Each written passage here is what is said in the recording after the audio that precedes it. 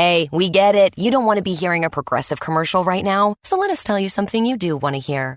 You are intelligent. You make all the right decisions. You were smart before smart was cool, and you made it cool again.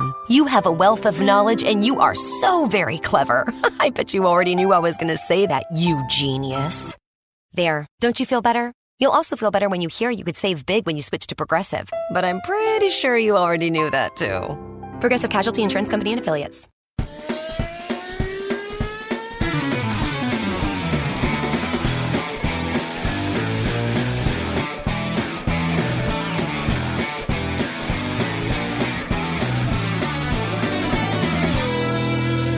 Hey guys, welcome to this week's episode of the Inside Line Formula One podcast. Kunal, it's the last week before the madness begins again. Actually, madness is what it's going to be. There's like 9 races in 14 weekends. And the month of September is the month that pretty much every Formula One fan is waiting for. Out of the 5 weekends, 4 of them are going to be Formula One Grand Prix. And you know what? It's been a really good summer break. I've been quite happy to have the weekends to ourselves for once. And now we're going to have the perfect end to the summer break in Spa. Yeah, guys, we're going to be in Spa. Yes, it's going to be great to be back at home. And, there's just some magic about being in the paddock among the motorhomes, the drivers and all other personalities that we talk about pretty much every week. Anyway, the big news from the summer break has to be the introduction of the Aceman, Iceman Kimi Raikkonen's son Robin. And you know what? No bias, but I have to say I love the name already. I mean, you mean Robin or Aceman? What? Robin's his real name. He has been karting already. I'm sure everyone knows because Kimi's been putting all these pictures and videos on social media. He's also been biking, by the way, which means that he could either make it to Formula 1, MotoGP, or even rallying. Kunal, he is a Raikkonen. I'm sure he's going to be fast on anything he wants to be, so yeah. Well, Kimi Raikkonen's already got a sponsor, and yes, this kid is all of 4 years of age, so let that sink in. So guys, in this week's episode of the Inside Line Formula One podcast, as always, we have so much to talk about. We're going to talk about the Raikkonens, Kimi and Robin. And we thank Toyota for offering us much joy after leaving Formula One. We discussed the 2021 Formula One car designs that were revealed only a few hours before we recorded this episode.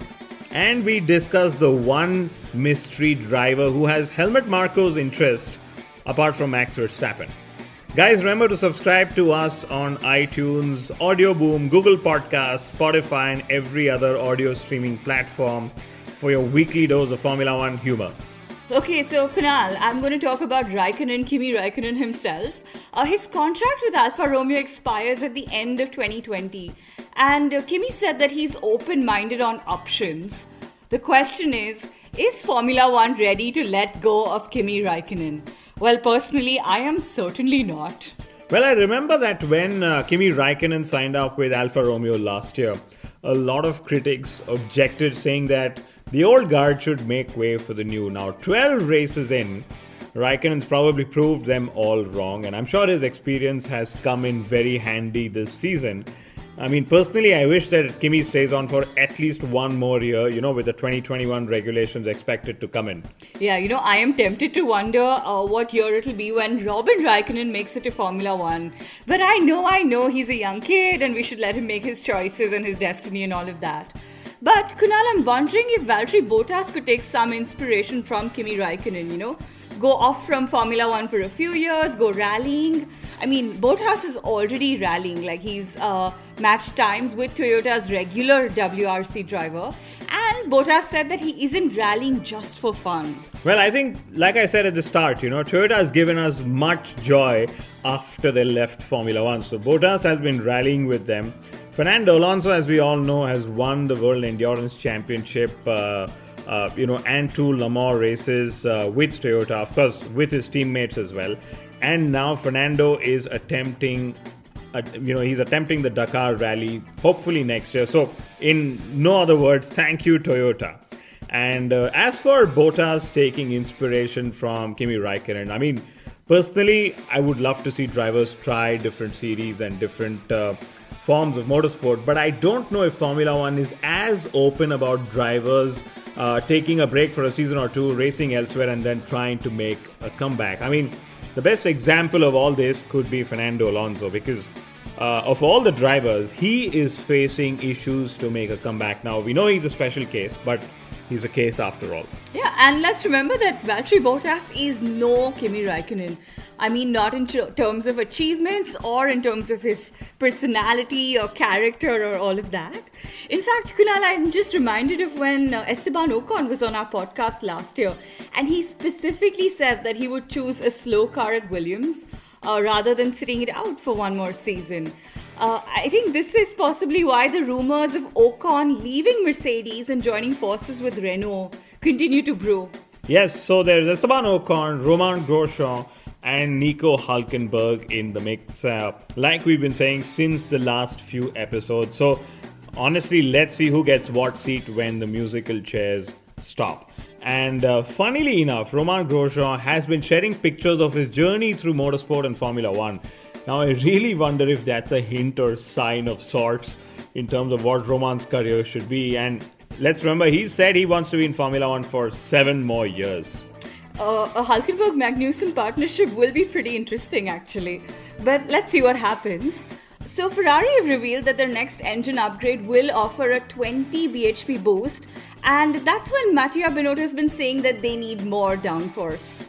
You know, I was just thinking the other day, after near championship wins in 2017 and 2018, have Ferrari restarted their 10-year title drought cycle? I mean, that's usually the gap that Ferrari's had between their title wins, and it would be unfortunate if that's really the case. That's a very interesting observation. In fact, I read that Ferrari, they're pushing back big time on standardization of parts from 2021.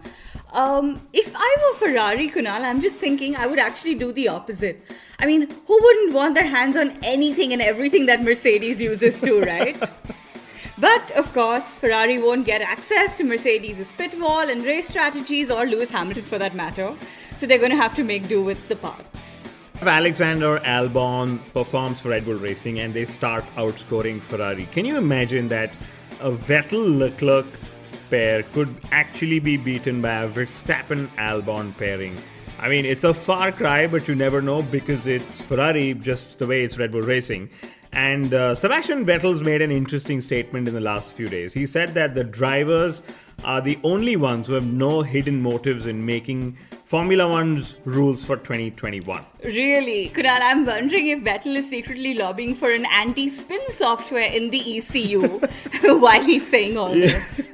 By the way, Formula One fans seem disappointed with the first look of the 2021 cars. I mean, if anything, I've learned through my several years in Formula One that you cannot please everyone, and that Formula One fans have extremely strong opinions. Now, personally, I don't care how the cars look as long as they race well. I must say that parts of the 2021 Formula One car design, they look like they've just been lifted off from the current IndyCar design, though. But that's just my opinion. Yeah, I mean, especially the whole front wing and how how they're trying to make it flatter or whatever. Yeah. Yeah, and I was just disappointed because they're certainly nowhere close to being as sleek as the design that Formula One had leaked sometime last year. I think we will take the IndyCar design formula and then show them how to make it go faster. That's what 2021 is going to be all about. Yeah, by the way, IndyCar is going to follow Formula One hybrid units from 2022. And Kunal, this is possibly why Fernando Alonso isn't committing to a full-time program in the IndyCar. Yeah, I mean, the hybrid turbo units have been causing his downfall, but Toto Wolff said a big no to Fernando Alonso, but he said a maybe when it came to discussing Max Verstappen going to Mercedes. Yeah, and then there's this wild rumor that Sebastian Vettel could go back to Red Bull Racing and partner Max Verstappen. Can you believe it? Really wild imagination of whoever's come up with this rumor. Yeah. By the way, Helmut Marko said that they let go of Pierre Gasly because he couldn't overtake. Kunal, I think that is some serious double standards from both Helmut Marko and Red Bull Racing, because let's remember that Sebastian Vettel could not overtake either. And he still cannot overtake, at least as cleanly as the others. So, Helmut Marko also justified Albon's promotion over Kvyat. He said that Albon is still developing as opposed to Danny Kivat, who is already developed, and there is strong belief that Albon will only go quicker. But Marco left one big question unanswered. He said there's only one other driver on the grid who impressed him overall, but not with his one lap pace. I mean, Kunal, the only other driver that comes to my mind is Lance Stroll.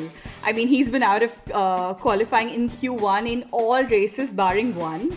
And still, he's scored more points than Perez. Well, I had Nico Hülkenberg come to my mind. But anyway, we could just ask Mr. Marco when and if we end up meeting him in Spa, which is that one driver he was giving all of us a hint about. I think the other interesting fact is that while Helmut Marko thinks that it's the right time to promote Albon, Toto Wolff is absolutely certain that it's way too early to promote George Russell to Mercedes. And come to think of it, both drivers have had exactly and only 12 races in Formula One. Honestly, I hope George Russell doesn't go the Pascal Wehrlein and or Esteban Ocon's way. I mean, though I must say that his career might just be better timed than his predecessors, because Hamilton or Bottas could eventually make way in the next few years.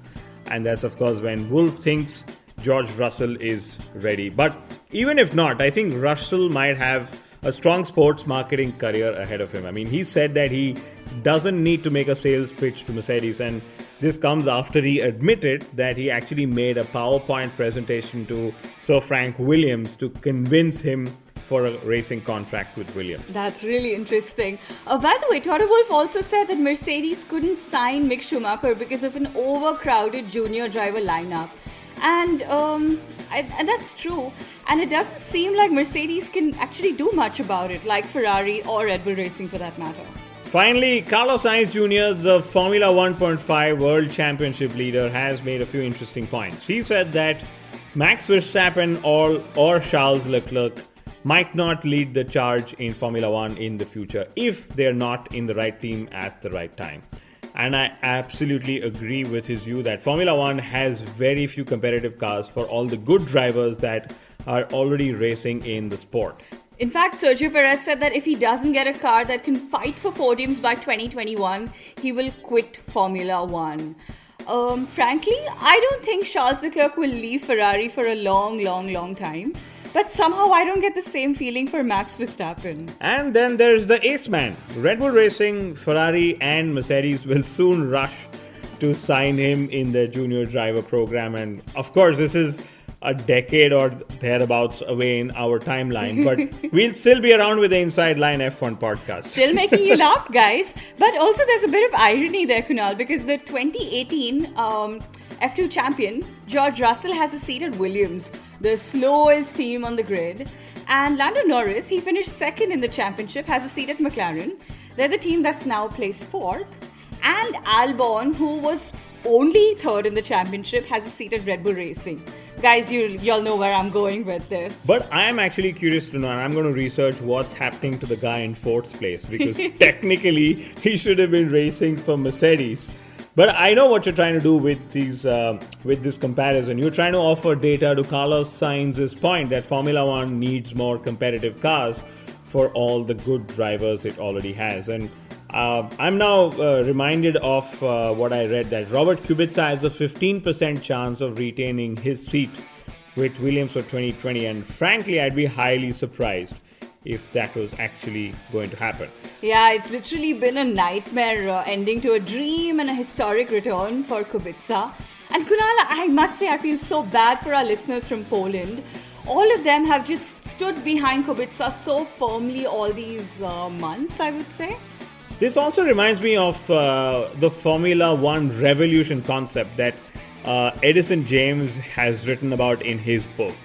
And he said that the rules of Formula One should mandate that a team switch for every driver after 2 races. And of course, there are lots of arguments and debates around such a concept. But this would go a long way in answering how well, say, a Michael Schumacher or Sebastian Vettel or a Lewis Hamilton would do in a Minardi, or in today's case, Williams. Yeah, Yeah, or say how well a Grosjean would do in a Mercedes. I mean, I must say that the concept seems really interesting. It might never make it to Formula One, but Kunal, I need to borrow your book. It sounds like a good read. Yeah, you just got to pay me a weekly rent for it. And finally, Cyril Abiteboul, if I'm getting the French pronunciation right, said that Formula One should focus on improving tracks to improve the show. He said that this would probably be faster and cheaper, and that we wouldn't need to wait till 2021. Yeah, I think that's a wise point too, but what he really needs to tell us is how do we go about improving the performance of the Renault? Bullseye. Exactly. I mean, even if the sport becomes more fun, there's little guarantee that Renault will still be having fun at the sharper end of the grid. On that note, ladies and gentlemen, thank you so much for tuning in. The Belgian Grand Prix is the weekend after next, so you will hear from us in a few days' time. Bye-bye. Adios.